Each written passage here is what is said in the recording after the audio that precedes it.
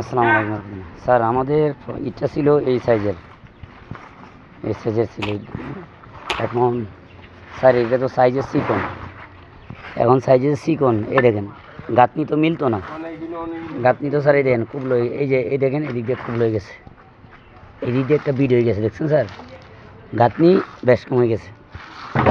এই দেখেন এন্ডে বা শুরু হয়ে গেছে। এন্ডেরটা বাদ দেন, এন্ডেরটা সমস্যা নাই, এটার সমস্যা নাই, কিন্তু এন্ডেরটা আসল এন্ডে তো মিলতো না স্যার। এই দেখেন এন্ডেরটা খুব লয়ে গেছে দেখছেন স্যার। এদিক দিয়ে ফেলাস, এদিক দিয়ে ফেলাস আছে, এদিক দিয়ে খুব লয়ে গেছে। কারণ আমি এই ইটটার উপর যদি এইটটা গাঁথনি করি, তখন এই দেওয়ালটা এক সাইডে দিয়ে সমান থাকবো, এক সাইডে দিয়ে বেঁকা থাকবো, মানে বেশ কম থাকবে। তখন এখন যেগুলো আনছেন এগুলো আমি খাওয়া দিতে পারবো, বাথরুমে ফাঁক করে খাওয়া দিতে হইব। হ্যাঁ, দেখি খাওয়াইতে হইব, কিন্তু ইটগুলো একটু সাইজ ছোটো, ইট ভালো আছে, শক্ত আছে, ঠিক আছে, কিন্তু একটু সাইজ ছোটো। এখন ইট ঠিক আছে, গাঁথনিল্লা ইট ঠিক আছে, কিন্তু ইটের সাইজ ছোটো।